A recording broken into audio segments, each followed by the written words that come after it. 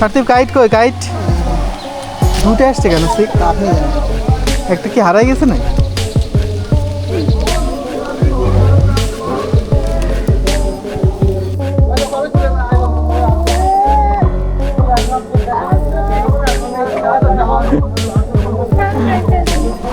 পিছনে পিছনে পিছনে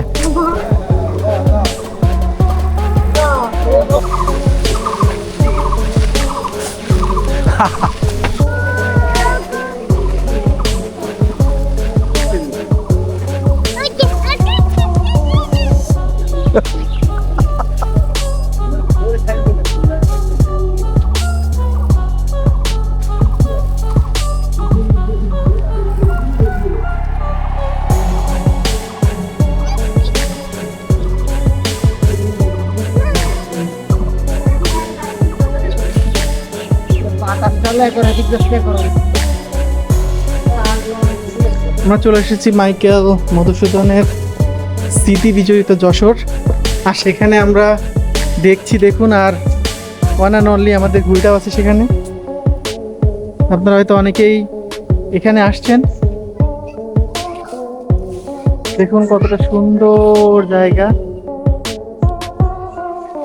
আর এখানে আমরা উড়াবো একটা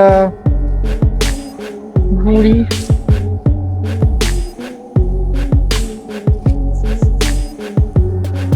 ঘুড়িটা ওড়ানোর জন্য চেষ্টা করছি।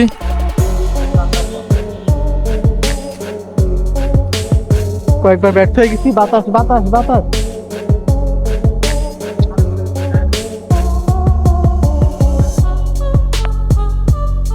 কবির কাকার বাড়ি ছিল এখানে, এটা আপনারা দেখছেন। এই যে কবির কাকার বাড়ি, মাইকেল মধুসূদন দত্ত। আর আমাদের ঘুড়িটা উড়ানো চলছে।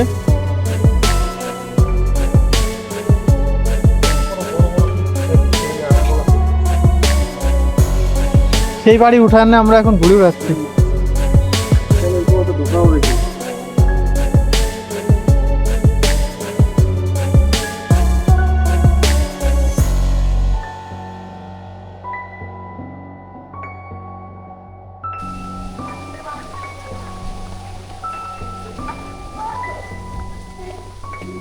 তো আমরা ঘুড়ি উড়ানোর জন্য দেখুন কত কষ্ট করছি। আর আমরা মাইকেল মধুসূদন দত্তের স্মৃতি বিজড়িত বাড়িতে আছি।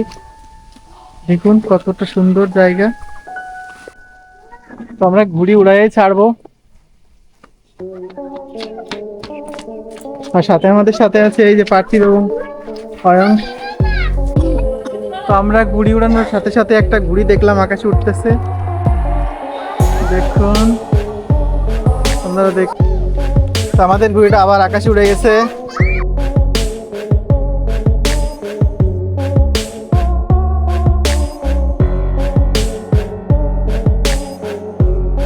মধুসূদন দত্তের বাড়ি ঘুরতে এসে আমরা যে ঘুড়ি উড়ালাম, এটা কেমন লাগলো বলো তো?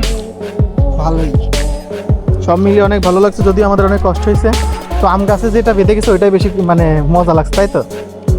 আমারও সেটা মনে হয়। বাবা তুমি ঘুড়ি উড়ানো দেখছো, কেমন লাগছে?